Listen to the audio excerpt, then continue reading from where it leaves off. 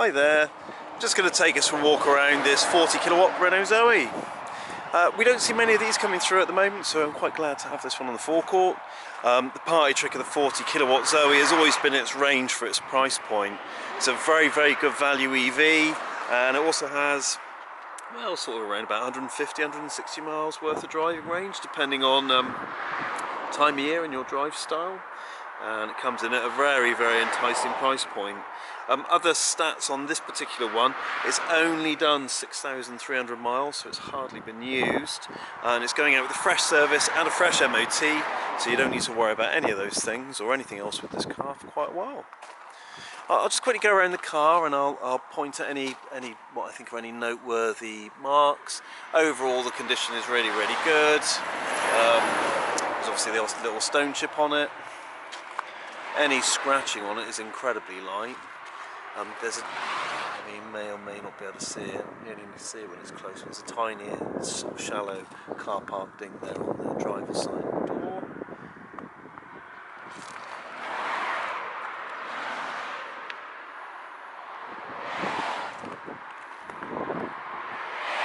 Alloy's okay as well. So we move round to the bumper. There was a little sort of chip mark just there. I'm not sure if you can see that or not. Other than that, generally very good.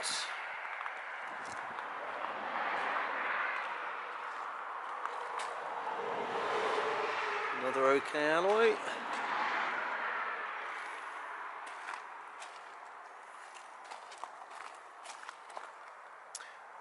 There is, I think that's the most noteworthy thing. There's a little car park there on the passenger side rear door.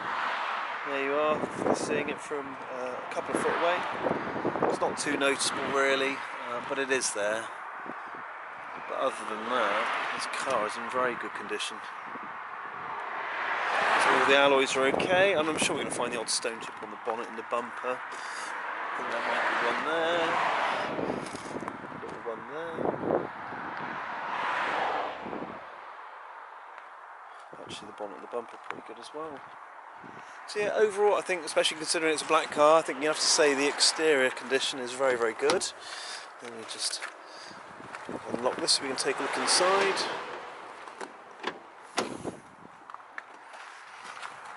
And the interior is very good as well. Like I say, it hasn't done many miles at all, so there's no, like I say, no obvious signs of wear. If you look at the centre console, they're notoriously peely. There's a little bit of, a tiny little bit of chrome peel there, but that's about it. It's also worth noting that this car doesn't have an SD card for the sat-nav, so it's got an inbuilt TomTom, for which it needs a maps card, and actually this one doesn't have one. It is on back order, however the Renault apparently are having to relocate their production facilities from Ukraine, so they don't think they're going to be able to supply an SD card this year, believe it or not. So this car is being sold obviously without the sat-nav, basically, without the SD card for the maps. Seeing as most people use Google Maps and things like that, it's probably not a big deal, but obviously it's worth mentioning. But it does still have some good spec. Your auto wipers, auto lights, digital dash display, cruise control, speed limiter. Nice little car, nice infotainment system as well. Like I say, the only thing that isn't there is the maps for the sat-nav. You get a decent sized boot. You can see the boot interior is nice as well. In that boot we will of course be putting a 3-pin charging lead, so this car will come supplied with a lead that you can use to plug into any normal 13 amp socket at home, so you don't necessarily need to even have a charge point installed. And there you have it. If you're looking for a good quality, low miles, 40 kilowatt Zoe, this car's perfect.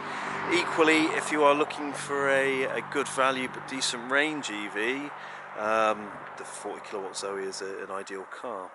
And this particular one's on the forecourt now, ready for a test drive reviewing. Alternatively, we can deliver this car straight to your home. Thank you very much for watching. Please be sure to check out other Renault Zoe content on our website and YouTube channel. Hopefully you'll find that helpful, and hopefully we'll speak to you soon.